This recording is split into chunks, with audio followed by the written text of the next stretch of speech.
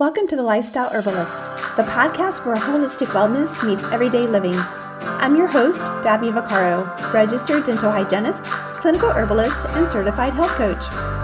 We're passionate about bridging the gap between conventional medicine and plant-powered healing. Whether we're diving into oral microbiome health, the power of adaptogens, or just simple steps for vibrant living, our goal is to help you feel empowered with practical science-backed and earth-grown solutions. So grab your favorite cup of tea as we dive into this episode. Hello, and welcome back to the Lifestyle Herbalist, where we hope to bring you a healthy dose of happiness. This is a podcast where we explore practical ways to build a life of wellness that actually lasts. And I'm your host, Dabby Vaccaro. Have you ever heard yourself say, I just don't have time to work out today? Or, I'm too busy to cook a proper meal? Or, I love to meditate, but there just aren't enough hours in the day. If that sounds familiar, you are not alone. In our hustle-centric culture, I don't have time has become the default excuse for letting our own well-being slide. We wear busyness like a badge of honor, while all of our health quietly pays the price. Today we're going to dive deep into this I don't have time mindset. We'll explore what this cycle is actually doing to our brains and bodies, and I'll give you a simple science-backed call to action to help you break free. So let's start by understanding the cycle. It often begins innocently enough. A busy week at work leads to skipping a few workouts. A hectic home life means ordering takeout instead of cooking. You feel tired, so you sacrifice your quiet time for more scrolling on the phone or another episode on Netflix. The problem is this just isn't a one-off. It becomes a pattern. And this pattern creates a negative feedback loop that it's incredibly powerful and honestly, a little sinister. Here's the science of what's happening. When we're constantly on the go and stressed, our bodies are flooded with a hormone called cortisol. This is our primal fight or flight response. A small acute doses, it's helpful in small doses, but when cortisol is chronically elevated due to consistent stress and lack of restorative practices like exercise, good nutrition, and mindfulness, it wreaks havoc on our body and our mind. A 2017 study published in the Journal of Neuroscience and Biobehavioral Reviews highlighted that chronic stress and high cortisol levels are directly linked to impaired cognitive function.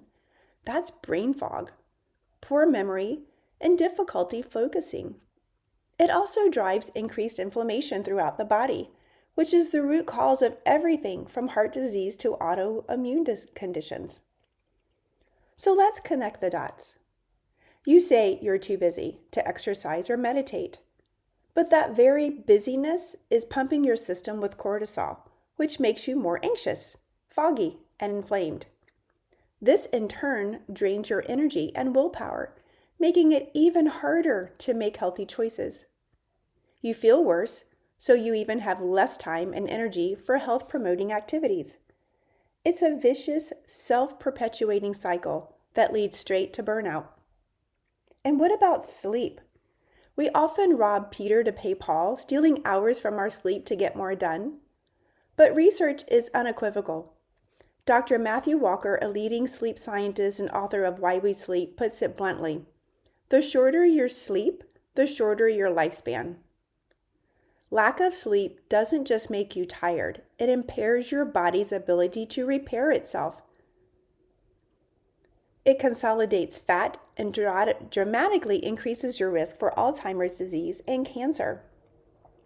When we say, I don't have time for sleep, what we're actually saying is, I don't have time for a functioning brain and a healthy body.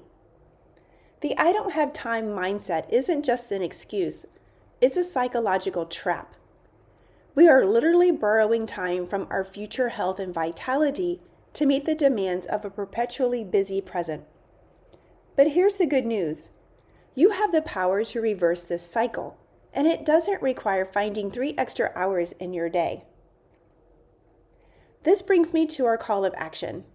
It's not I'm not going to tell you to wake up at 4 a.m. and run 10 miles. We're going to start much, much smaller. We're going to focus on behavioral scientists call micro habits.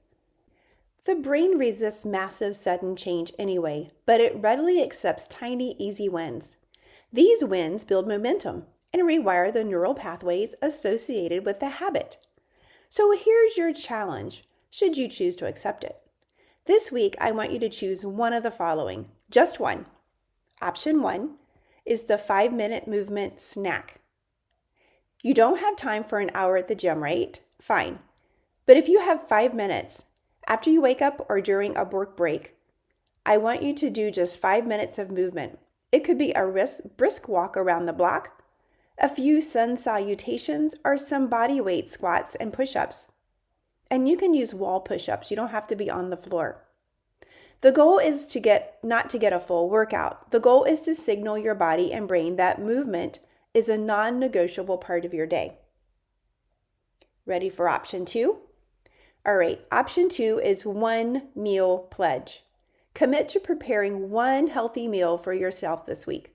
It could be a big batch of oatmeal for breakfast, a simple salad for lunches, or roasted chicken and veggies for dinners.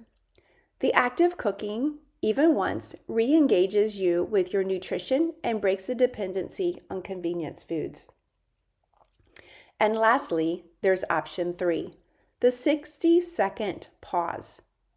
So you don't have 30 minutes to meditate? No problem. Start with 60 seconds. Set a timer on your phone for 1 minute.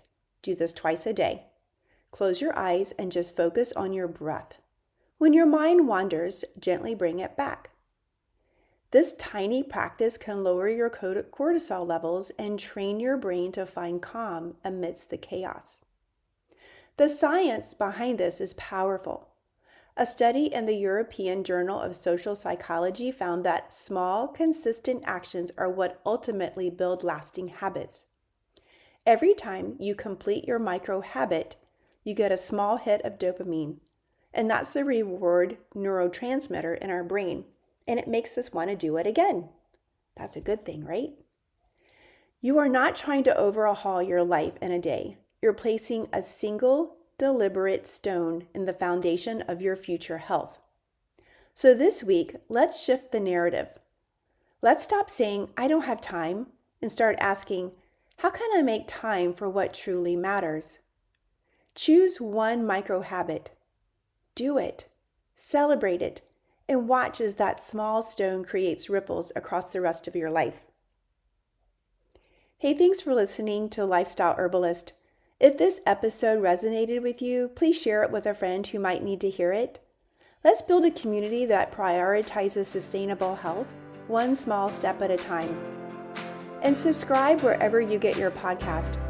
I'll see you in the next episode. Now go. Let's make a little time for yourself.